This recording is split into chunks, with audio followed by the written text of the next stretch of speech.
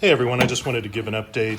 I went ahead today and got into the service center to go ahead and get the underbed storage installed as well as the roof applique. It's kind of mixed results, unfortunately. It looks like the cover underneath is going to require some retrofit parts that don't exist yet, some sort of bracket. But I wanted to go ahead and kind of show you what the roof applique looked like before and after as well.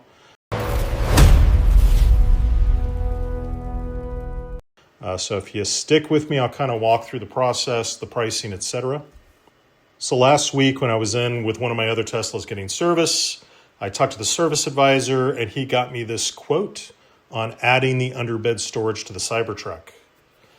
He said he'd give it his best try.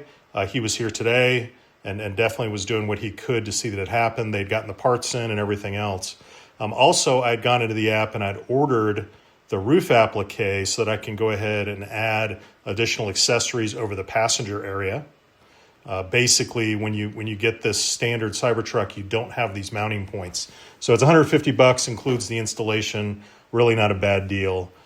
So anyway, I headed over to Tesla, pulled into the service bay. If you haven't done it, it's such an easy process.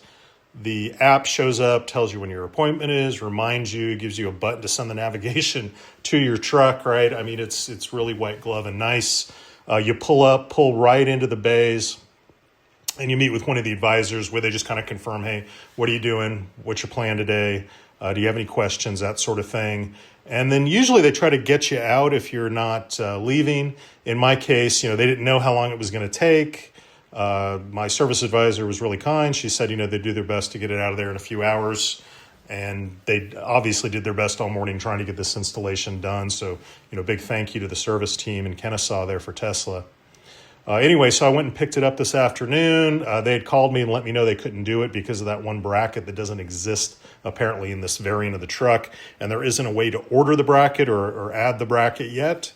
She's thinking, though, with all of the orders she's seen and all the deliveries she's been seeing of this new variant, that Tesla may be kind enough to get us a retrofit kit. So I'd say, everybody send an email, everybody call their service advisor, talk to their service advisor, even go into the app and go ahead and try to order it. If you go under service, you can find it as an installation option, which is how I had originally requested it.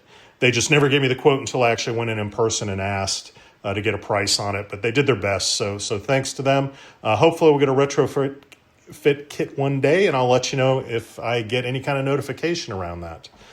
But thank you very much, and subscribe, please, and like. Thank you.